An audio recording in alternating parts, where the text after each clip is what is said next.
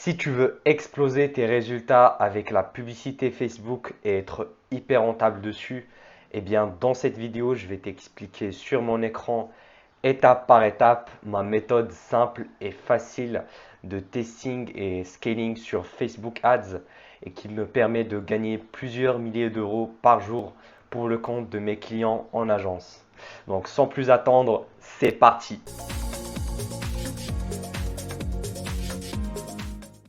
Salut à toi mon ami, si tu ne me connais pas, moi c'est Ilias et j'ai une agence de marketing digital, c'est aussi appelé SMMA, je travaille depuis chez moi, je suis libre financièrement le but de cette chaîne c'est de t'aider toi aussi à créer et développer ta propre agence. Dans cette chaîne je fais des vidéos sur le marketing, la vente, la prospection, euh, tout pour t'aider toi également. Si ce sujet-là t'intéresse, eh bien, n'oublie pas de t'abonner à cette chaîne parce que j'envoie du lourd toutes les semaines. Alors, pourquoi Facebook Ads? Eh bien, parce qu'à mon avis, c'est un des outils les plus puissants au niveau marketing digital actuellement et c'est le principal service que je propose dans mon agence avec Google Ads qui est une autre régie publicitaire voilà que je propose également parce que je trouve que ce sont deux régies qui sont très complémentaires grâce à Facebook Ads, j'obtiens de très gros résultats pour tous les clients de mon agence voilà, dans la plupart des niches. Et même si ça peut paraître un peu compliqué aux premiers abords, voilà, quand je te dis split test, l'A/B test, CBO, scaling, etc. Mais franchement, c'est très très facile et très simple à mettre en place. C'est ça le but de cette vidéo, c'est de te donner un plan d'action étape par étape que tu vas pouvoir répliquer toi aussi très facilement sans trop te prendre la tête. Alors déjà, avant de commencer à lancer nos publicités sur Facebook pour attirer du trafic, eh bien, c'est logique qu'il va nous falloir un support de conversion d'abord, parce que c'est bien d'avoir du trafic qui vient de Facebook, mais si notre support ne convertit pas assez bien, eh bien, on va jamais être rentable dessus et on va couper les publicités, même si elles sont bonnes, parce que le problème dans ce cas-là, c'est pas dans les publicités en elles-mêmes, mais plutôt dans notre support de conversion. Qu'est-ce que je veux dire par là? Ça peut être un site web, voilà, une fiche produit si c'est un produit qui se vend en e-commerce directement. Ça peut être une page d'opt-in, donc une page de capture si on veut capturer des prospects, ou bien un tunnel de vente, voilà, carrément avec une page de vente qui dirige vers un bon de commande, voilà, puis le paiement. Et ton support de conversion, eh bien, il doit être très bien structuré. Voilà, on va utiliser en général du copywriting, c'est-à-dire on va utiliser des mots qui sont impactants, qui jouent sur plusieurs biais psychologiques pour pousser à l'action, pour pousser à l'action de l'achat. Voilà, pour les gens qui viennent sur notre site. Et un bon taux de conversion, il se situe en général entre 1 et 6%. Voilà, ça c'est une moyenne générale. Mais après, ça va bien sûr dépendre de ton industrie, de ta niche. Voilà, je ne peux pas te donner un chiffre exact. Mais le but, c'est juste d'être rentable, tout simplement. Donc si on dépense 1 euro sur Facebook, eh bien, on doit en retirer au moins plus de 1,1 euro voilà, en bénéfice derrière. Tu l'as compris. Et il est impératif d'installer ce qu'on appelle le pixel Facebook sur ton support de conversion. Alors c'est quoi? Si tu connais pas, c'est juste un petit bout de code qu'on va installer et qui va traquer toutes les actions des visiteurs du site. Par exemple l'achat, l'ajout au panier, etc. Et ça va nous permettre après de faire du retargeting, donc du reciblage et créer des audiences similaires sur les visiteurs du site. Et c'est très important de le faire dès le début et pas voilà, procrastiner, dire que je vais le faire après, c'est pas grave maintenant. Également, je te conseille aussi d'installer Google Analytics. C'est quoi? C'est un petit peu l'équivalent, mais pour Google. Pourquoi? Parce que ça va nous permettre après, si on veut faire de la publicité, du retargeting sur Google Display par exemple, c'est un gros plus. Également le pixel Snapchat, si on veut aussi voilà, multiplier nos canaux de publicité. Et maintenant, passons sur mon écran, comme ça je vais t'expliquer bien plus en profondeur les choses. Mais juste avant de commencer, en bas de cette vidéo, dans le premier lien en description, tu vas retrouver une étude de cas offerte, donc c'est totalement gratuit et qui t'explique exactement comment je suis passé de 0 à 10 000 € par mois avec mon agence SMMA. Donc, pour ton support de conversion, en général, on le structure sous forme de tunnel, donc un tunnel de vente. Si tu connais pas, eh bien, c'est tout simplement une série d'étapes qui va prendre des prospects qui sont totalement froids et qui va, au fil des étapes, ils vont convertir à la fin en achat, donc en chiffre d'affaires. Et le but, c'est d'avoir une machine à cash, donc une machine à vendre. C'est-à-dire qu'on met 1 euro, quand on met 1 euro sur Facebook, voilà, en publicité, et bien derrière, on doit gagner plus de 1 euro. Donc voilà, dans l'idéal, par exemple, si on gagne 2 euros, eh bien, on va pouvoir réinvestir ça en publicité. Voilà, tu as compris l'idée. Si on met 1 000 €, on va gagner 2 000 €. Si on met 10 000 € par mois, on va gagner 20 000 € par mois derrière. Et c'est ça qui va nous permettre de scaler sur Facebook. Mais tu t'en doutes bien, c'est assez compliqué des fois d'avoir un tunnel aussi rentable. Donc, comment le faire? Eh bien, il faut déjà avoir une offre irrésistible. Donc, avoir une très belle offre qui va vraiment bien parler à ton avatar client. Parce que oui, déjà, avant de créer ton tunnel et ton offre, il faut bien comprendre c'est qui ton avatar client. Donc, ta cible que tu veux cibler sur Facebook, c'est qui ces gens-là, qu'est-ce qu'ils font de leur temps, quels sont ces hobbies, quel est leur âge, voilà, leur centre d'intérêt, etc. Comme ça, tu vas leur créer une offre qui va leur coller bien et qui va répondre surtout à un besoin précis. Et notre support de conversion, c'est pas juste lié aux niches digitales, donc à ce qu'on vend un tunnel de vente en ligne, voilà, où la conversion se fait en ligne, mais ça peut être également juste pour récupérer des prospects. Par exemple, si sur 10 prospects, on arrive à en signer voilà 3, à en closer 3, et que la valeur par client, je sais pas si on prend par exemple un salon de massage, je dis n'importe quoi, à 100 € par exemple, eh bien, la valeur, on va gagner donc 300 € derrière. Du coup, la valeur par prospect va être de 30 euros. Donc voilà, la valeur par prospect va être de 30 euros. Du coup, on peut dépenser jusqu'à 30 euros en publicité pour acquérir ce prospect-là. Bien sûr, si c'est 100 euros, bien sûr, de bénéfice, moi, c'est juste pour simplifier le calcul, mais tu as compris l'idée. Donc, on peut mettre ici jusqu'à 30 euros maximum. Voilà, max pour acquérir un prospect ici.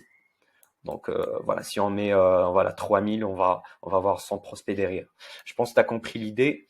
Et puis à l'intérieur de ce tunnel-là, j'ai envie que tu comprennes ce qu'on appelle la stratégie de l'escalier. C'est-à-dire que au début, des prospects qui sont froids, eh bien, ils vont pas forcément dépenser beaucoup dans notre entreprise ou dans celle de nos clients. Par exemple, ça va commencer avec un petit achat à 10 euros. Puis si on leur propose un produit complémentaire, ça va aller par exemple à 30 euros, 50 euros. Et ainsi de suite, au fur et à mesure, on va augmenter la valeur par client.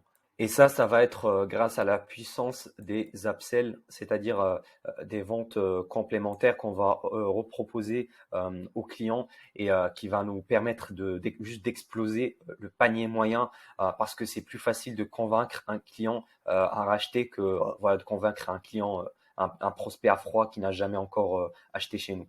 Donc, pour te donner des exemples concrets, eh bien, par exemple, si c'est une boutique en ligne, eh bien, juste après la page de remerciement, donc la thank you page, on va lui proposer un deuxième produit supplémentaire ou bien plusieurs produits. Également, tu dois connaître la notion de la LTV, donc la lifetime value d'un client, c'est-à-dire c'est le total la valeur totale du panier moyen d'un client. Par exemple, il y a sur tout ce qui est box par abonnement, par exemple, eh bien le client il va pas acheter une seule fois, mais il va acheter par exemple une box par mois sur 12 mois. Donc ça LTV, si soi-disant la box elle est à 50 euros, eh bien sa valeur, la valeur de ce client-là, c'est pas juste 50 euros, mais c'est 50 fois 12, du coup c'est 600 euros. Du coup, on va être capable euh, de dépenser jusqu'à 600 euros pour acquérir ce client-là. Bien sûr, si on prend en compte que la moyenne des clients dans notre box par abonnement est de 600 euros, qui va rester voilà 12 mois. Et voilà, sur des niches physiques, pareil, une salle de sport, quelqu'un qui s'inscrit, ben, il va s'engager sur un an. Voilà, c'est pas juste 30 euros par mois, mais c'est plutôt 360 euros. Donc voilà, c'est la valeur sur une année. Maintenant, on va passer à la première étape pour lancer nos publicités. Eh bien, on va créer notre campagne. Moi, selon ma méthode, je fais toujours du CBO. Pourquoi? Parce que là, actuellement, l'algorithme de publicité de Facebook, il est vraiment devenu très très puissant et très intelligent. Il connaît tous ses utilisateurs, donc voilà, on n'a pas besoin de mettre le budget sur chaque ad set, donc sur chaque ensemble de publicités, mais c'est Facebook qui va gérer lui-même combien il va dépenser, et lui automatiquement il va dépenser plus sur les ensembles qui sont plus rentables, et va moins dépenser sur ceux qui marchent le moins. Et je mets un budget en général pour commencer, si tu es débutant, entre 10 et 50 euros par jour. Moi, je commence toujours avec 50 euros par jour, mais si tu es ric-rac niveau budget, ou c'est ton client, bah, 10 ou 20 euros, ça fera largement l'affaire, surtout si c'est au niveau local, donc parce que t'as moins d'audience. Si tu mets sur un rayon, par exemple, de 30 km autour d'un magasin, par exemple, tu as besoin de moins de budget que si tu cibles toute la France, par exemple. Et également, même sur l'ensemble des publicités, je le mets en placement automatique. Donc voilà, Facebook est très performant là-dessus, va optimiser selon les retours directement. Et puis sur l'objectif de la campagne, en général, j'utilise que l'objectif de conversion. Voilà, ça va être conversion achat sur les produits qu'on va vendre directement en ligne sur notre site Shopify ou autre. Soit conversion si on met en place un tunnel de vente. Si c'est des prospects, de la génération de prospects sur voilà, des niches plutôt locales, eh bien dans ce cas-là, je vais utiliser l'objectif génération de prospects. C'est ce qu'on appelle les Facebook Lead Ads. Et c'est quoi? Eh bien, c'est tout simplement une publicité qui va diriger. Donc, Facebook va nous permettre de créer notre propre page de capture et de remerciement à l'intérieur de Facebook. Comme ça, une fois que le prospect clique sur notre publicité Facebook, eh bien, il va pas être redirigé à l'extérieur vers un tunnel de vente, vers un site externe, mais il va bien sûr renseigner ses coordonnées directement sur la page, et ça va nous permettre de collecter très facilement des prospects à des coûts qui sont très très bas. Alors c'est un petit peu moins qualifié que si on met notre propre page de capture, mais au moins c'est moins cher. Et puis moi je l'utilise personnellement. Si je voulais qualifier un peu plus les prospects, eh bien j'ai tout simplement rajouté d'autres questions. Par exemple, si c'est un devis pour une rénovation, je vais dire voilà, quel est votre budget, quelle est la couleur que vous voulez pour votre salon, ou je sais pas quoi, enfin peu importe. Je pense que tu as compris l'idée. Ensuite, après avoir créé notre campagne, eh bien, dans l'ensemble de publicités, eh bien, on va définir notre audience.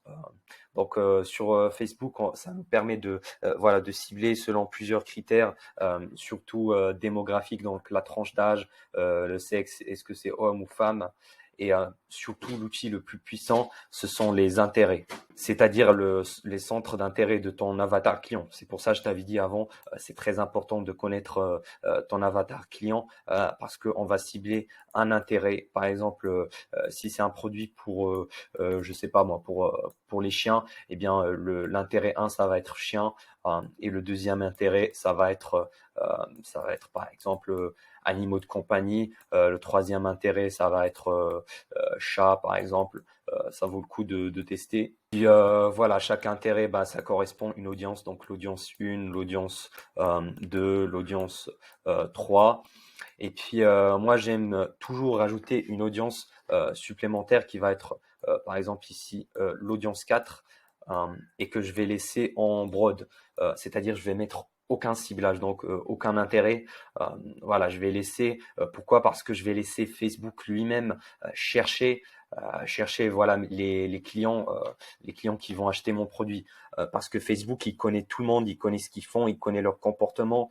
Donc ça vaut le coup de laisser Facebook des fois chercher par lui-même. Et des fois, je suis très surpris parce que elle est plus rentable que celle des intérêts. Parce que quand tu mets un intérêt, forcément, c'est comme si tu forces l'algorithme, entre guillemets, à trouver tes clients à l'intérieur de cette audience-là, à l'intérieur de qui ont cet intérêt-là précisément. Alors qu'en broad, eh ben, il va chercher ça en automatique. Euh, du coup, on va lancer ces audiences-là pendant, je dirais, selon le budget, selon 2-3 jours. Voilà, pendant 2-3 jours. Et puis après, on va analyser la data. Donc, on va analyser les résultats. Et les KPIs, donc les métriques qu'on va voir pour juger quels sont les résultats de chaque audience, eh bien, tu as le plus important, c'est le coût par conversion. Voilà, coût par conversion. Donc, ça peut être le coût par achat si l'achat se fait directement en ligne. Ça peut être le coût par lead, donc le coût par prospect, c'est-à-dire pour chaque prospect qui renseigne ses coordonnées, combien ça nous coûte. Et puis également, il y a le CPM qui est le coût par 1000. Donc, combien ça nous coûte pour montrer nos publicités à 1000 personnes. Et puis, voilà, plus ton audience est petite, plus ce coût-là, il va monter. Et puis, le coût par clic, donc combien ça coûte chaque visite sur notre site ou sur notre tunnel de vente. Et à la fin, ça va être également le CTR, donc click-through rate. Ça veut dire le pourcentage de personnes qui vont cliquer sur notre publicité après l'avoir vue. Donc ça va être les métriques les plus importantes pour voir nos résultats. Le but, voilà, c'est d'avoir le coût par achat le moindre. Donc, on va analyser chaque audience et on va voilà les classer selon leur coût par achat, voilà le plus faible. Et voilà, après, tout le reste, ça, c'est vraiment la métrique la plus importante. Après, tout le reste, ça reste accessoire. Voilà, le CPM, voilà, préférablement qu'il soit le plus faible, le coût par clic également, et le CTR, donc la click-through rate, qui soit la plus grande possible. Voilà, ça va dépendre de quel produit tu vends, mais pour te donner une idée, la CTR, si ça dépasse voilà, les 2-3%, c'est déjà bien, c'est déjà pas mal. Maintenant, une fois qu'on a analysé la data sur notre business manager et voilà, on a découvert que l'audience A, l'audience 4, 3 et 2 sont les moins rentables et voilà que l'audience 1 est la meilleure, donc c'est la meilleure, donc on va la garder et on va tout simplement couper, donc voilà, mettre en pause les autres, la publicité sur les autres adsets et garder juste l'audience 1. Donc on va garder la A1 et maintenant, on va plutôt tester plusieurs visuels. Parce que j'ai oublié de te dire, quand on va lancer nos publicités, ici, on va garder une seule publicité sur toutes les audiences. Donc voilà, une créative, que ce soit une photo ou une vidéo avec un texte publicitaire, voilà, qui va rester le même. Maintenant, une fois qu'on a cette audience-là, eh bien, on va passer sur les visuels. Euh, Ça va être, moi je conseille toujours de tester au moins 3. C'est vraiment le minimum. Voilà, si tu peux en faire plus, c'est encore mieux, mais il faut avoir un budget encore plus conséquent.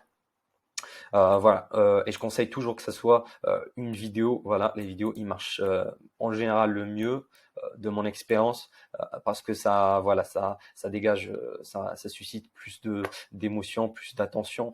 Voilà, surtout sur des utilisateurs qui sont sur Facebook, ça capte mieux l'attention. Soit voilà, et une photo. Et puis il y a également les carousels. Voilà, Carousel, c'est très très puissant, surtout sur tout ce qui est retargeting, parce qu'on va pouvoir remontrer le même produit. Voilà, si tu as un site e-commerce qui a plusieurs produits dans son catalogue, eh bien, on va pouvoir créer un catalogue sur le Business Manager. Comme ça, il va pouvoir voilà, remontrer le même produit sur Facebook aux visiteurs de notre site. Et ça, c'est très très puissant. Et ici, j'ai mis visuel, mais on peut également tester plusieurs textes publicitaires pour voir notre copywriting. Mais franchement, pour les débutants, j'ai pas rajouté ça parce que voilà, le visuel, ça fait quasiment voilà 70-80% du travail. Donc voilà, une fois qu'on a lancé plusieurs visuels, on va laisser tourner également pendant 2-3 jours. Voilà, 2-3 jours avant de analyser encore une fois ces métriques-là, ces data. Alors, soi-disant, voilà, la vidéo, la photo, on va dire que le carrousel c'était le moins rentable. Voilà, la photo également, et que la vidéo c'était la bonne. Voilà, c'est elle qui a été la plus rentable. Et bien dans ce cas-là, on va savoir que ce format-là, il marche très bien. Du coup, on va tester, retester également vidéo 1, voilà, vidéo 2, vidéo 3. Et puis après 2-3 jours de testing également, on va prendre la meilleure vidéo, par exemple, ça va être V1, donc la première vidéo. Alors cette étape-là, elle est mieux, enfin, je préfère la mettre pour des gros clients qui ont voilà, qui ont le budget, qui veulent vraiment optimiser le résultat. Si par exemple, tu es sur une niche locale, voilà, et t'es pas obligé d'aller aussi loin, mais voilà, je préfère te donner tous les outils nécessaires. Hum, Donc voilà, une fois qu'on a une audience, donc dans ce cas-là, on va avoir une audience A1 avec un visuel A1, donc une vidéo A1, ça va être le combo gagnant, donc c'est les plus rentables, et c'est ça qu'on va laisser tourner sur des audiences froides. Ensuite, on va passer à l'étape suivante qui va être le retargeting, donc le reciblage publicitaire. C'est-à-dire qu'on va utiliser la data qu'on a collectée avec le pixel Facebook pour remontrer nos publicités aux gens qui ont visité mais qui n'ont pas acheté ou qui n'ont pas voilà, renseigné leurs coordonnées, qui n'ont pas converti. Tout simplement parce que la plupart des gens, ils vont pas faire l'action dès la première visite. Il y a une grosse partie qui va soit à cause d'une distraction, voilà, soit qui n'ont pas encore assez confiance. Et voilà, le but du retargeting, c'est de leur remontrer notre offre. Comme ça, ils vont convertir voilà, et augmenter nos chances. Et en général, ce sont les campagnes les plus rentables. C'est quasiment obligatoire de les mettre en place parce qu'il y a beaucoup de concurrence sur Facebook ces dernières années. Sur le retargeting, les publicités vont être un petit peu plus différentes que les premières.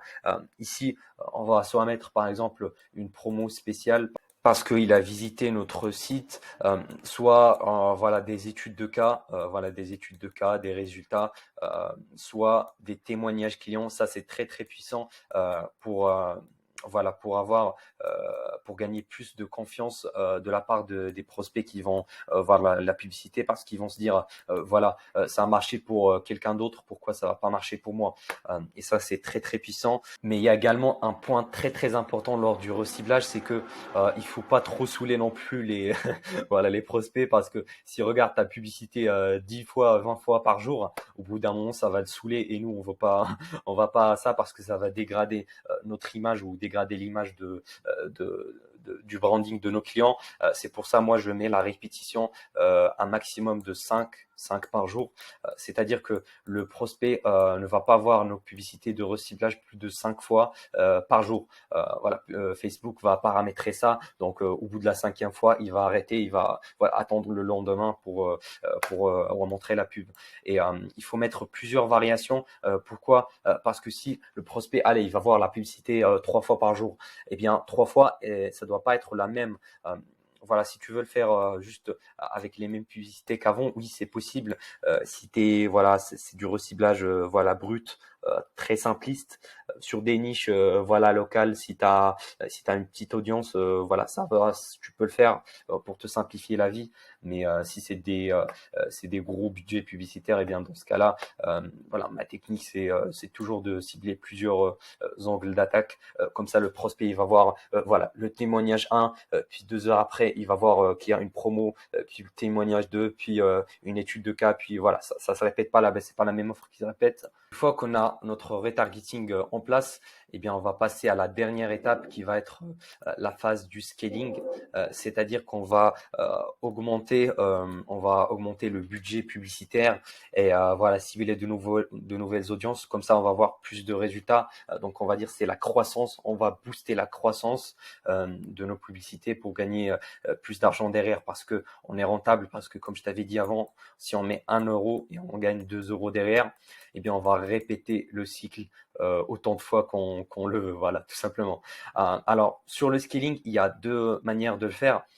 Il y a deux types. Il y a le scaling vertical. Donc, le scaling vertical, c'est le plus simple et le plus bête, j'ai envie de dire. Il se compose, c'est tout simplement d'augmenter le budget publicitaire sur notre campagne gagnante. On va l'augmenter de plus de 20%. Voilà, on va mettre plus de 20% par jour. Pourquoi? Parce que ça va laisser le temps à Facebook de trouver de nouvelles personnes, tout simplement. Donc, si notre budget publicitaire il est de 100 €, eh bien, je vais mettre 120 € le deuxième jour, puis voilà, je vais augmenter 120 au fur et à mesure. Et le deuxième, c'est le scaling horizontal, c'est-à-dire qu'on va cibler de nouvelles horizontales. Pardon pour l'écriture. On va cibler de nouvelles audiences.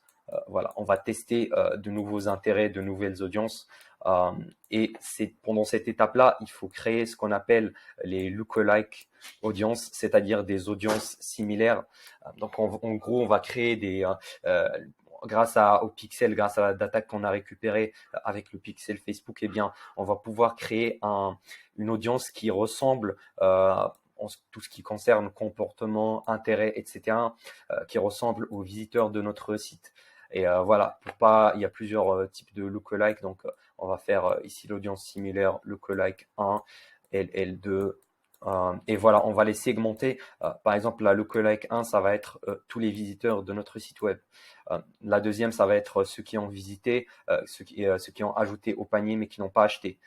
La troisième, par exemple, ça va être ceux qui ont liké notre page Facebook, etc. Et le but, c'est de tester plusieurs lookalikes. Comme ça va nous permettre voilà, de scaler plus facilement. Et comme d'habitude, on va couper ceux qui sont le moins rentables. Pareil pour les audiences, si on teste de nouvelles, voilà, on va couper les moins rentables, tout simplement. J'espère que tu as aimé le cours d'aujourd'hui. Voilà, si c'est le cas, n'oublie pas de me laisser un petit like, ça me fait toujours plaisir parce que voilà, j'ai essayé de donner un maximum de valeur et de simplifier les choses. Et puis n'oublie pas ton étude de cas, premier lien dans la description. Et puis je te dis à la prochaine.